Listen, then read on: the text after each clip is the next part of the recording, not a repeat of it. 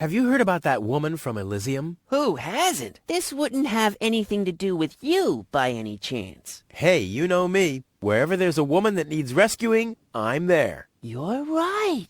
There really does seem to be a connection. I was there when the girl fell from the sky. It's all right. I'm sure it was just an accident. No, you're getting this all wrong. I saved her. Of course you did.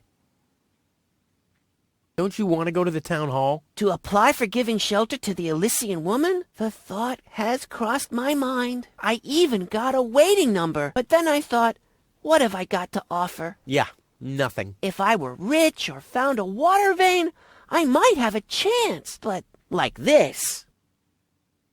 By the way, you're holding up the line. So what? As long as I haven't found a water vein, I don't even have to show up. How the hell did you manage to open the trunk? Well, all you have to do is disengage the child-proof lock. But the only thing in there was this weird stick.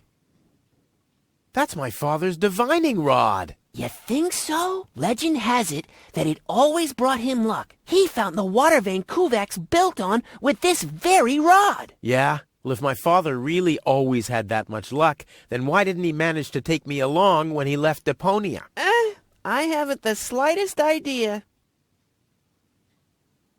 Hey, maybe you can find water with the divining rod. And where, pray tell, would I start to look? In my basement? I should say that's highly improbable.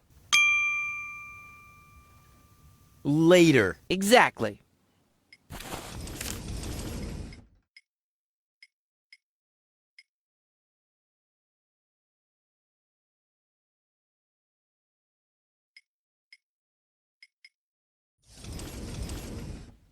Hey, that's my dad's divining rod.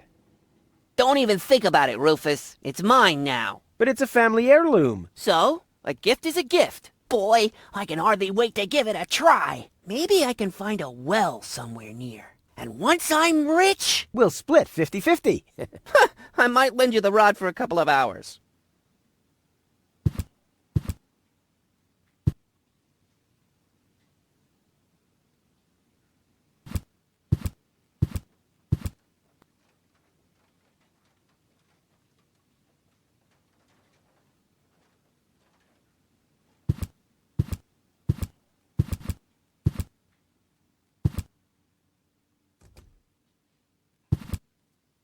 He's bloated, he's useless, and he has a sponge in his kitchen.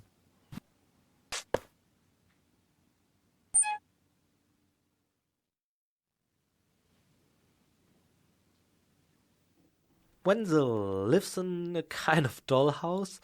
I'm a big fan of screens like that unfold room by room, even though everything happens basically on the same screen.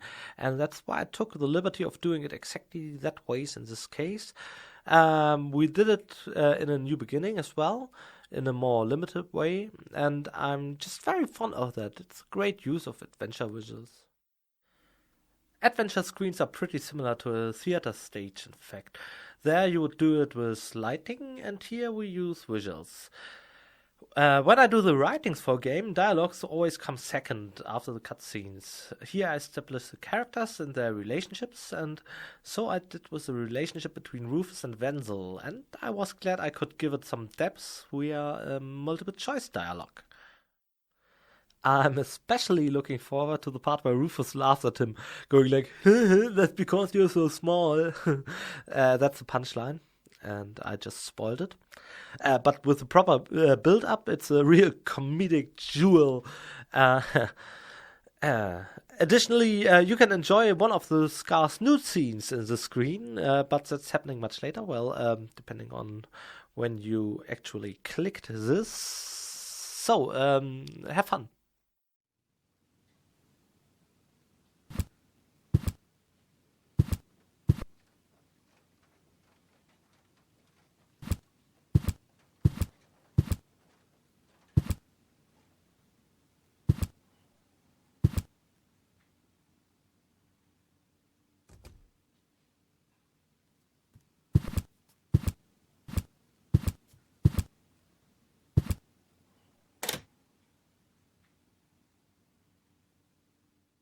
my impeccable sense of orientation doesn't fail me, I should be under the shower right now.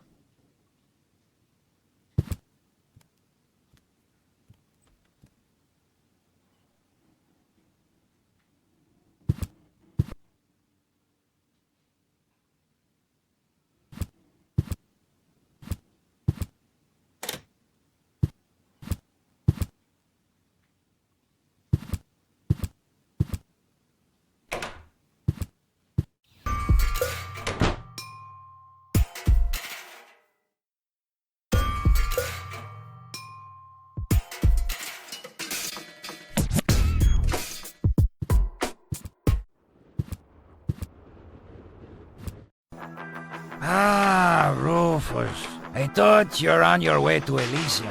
Have you come back to pay your tab? Oh, that. Oh, well, listen, Lonzo, I planned to do that, but constructing an escape vehicle costs a lot, and, Don't worry, Rufus. No one here expected you to make it. Great. Thanks, I guess.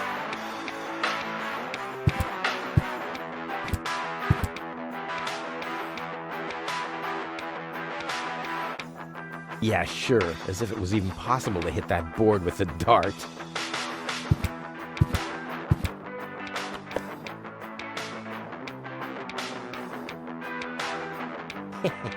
I intrigue myself. What wickedness can I perpetrate here? He's bloated, he's useless, and he has a sponge in his kitchen. Lonzo's bar. It's quite an interesting room content-wise. As a matter of fact, we rarely had moments, neither in the beginning or Wizard World or the Breakout, where the protagonist could feel at home in his environment. Okay, there was Cedric in the beginning of Whispered World, he had Trailer, but you leave that behind within the first two screens, and in addition, it's a traveling circus, so even Cedric's environment isn't a familiar one for him. Edna, on the other hand, has no memory, and so she's in a complete unfamiliar place. And in the beginning, of course, we have Bent alone in his house at the fjord, and he immediately has to leave. But here we can explore Rufus' very own turf along with him. This way we can get character information between the lines through casual dialogue. What I found most interesting was that there are actually people who still tolerate Rufus' company, and Lonzo is among them. Despite the fact that Rufus is of course a load of trouble, and Lonzo is clearly annoyed by them, he still looks at it from a humorous point of view. There's a certain tongue-in-cheek attitude between those two. It's this talk where you get how both of them, and Benson for that matter, roll. And of course the synergy shines also through when talking to Tony. He even kind of reflects to that. It diminishes a bit later in the game, but it's solidly established nonetheless, which is quite remarkable.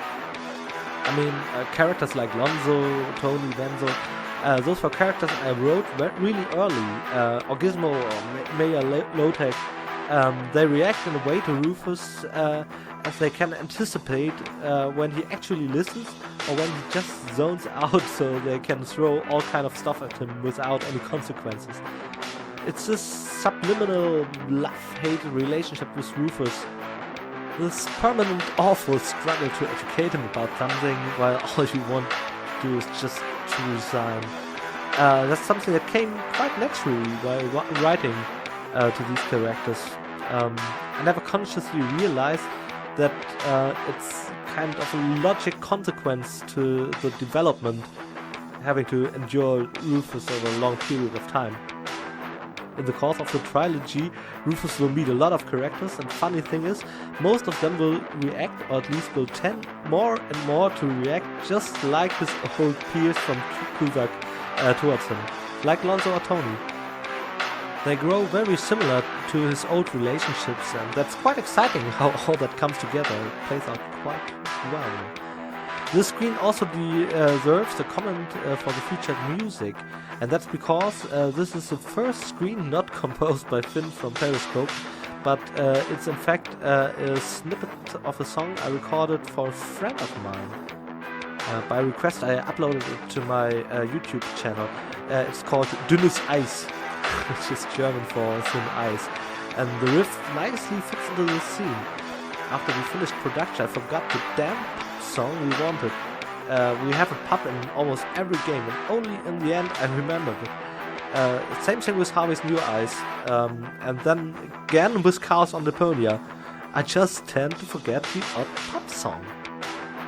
You can't just reuse some other track there. You need something unique in the bar to create this pub atmosphere. And that's why I decided to put that part of my track in there. Thank God we did fine with Goodbye Deponia. We composed a song, or Finn composed a song for Goodbye Deponia for the pub scene. But to be honest, 1 week after the release, I woke up in a state of mind panic, written by one thought. It really happened. I said, oh crap, we forgot to include that pub song. We didn't. It only got used that one time in the sewer scene from Goodbye Deponia, but we definitely included it. Just seems like I have developed kind of a deeply rooted phobia of forgetting a pub song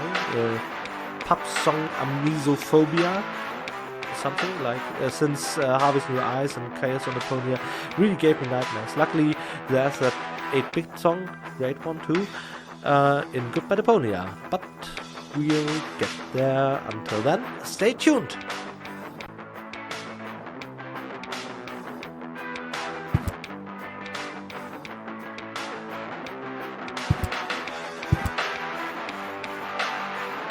Gnat's piss, the only thing to drink on the planet. Huh, not true. Luckily, I'm not susceptible to advertising. I could do with a steak now.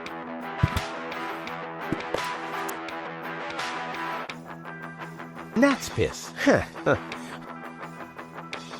What's that supposed to be? Is Lonzo building a cactus press?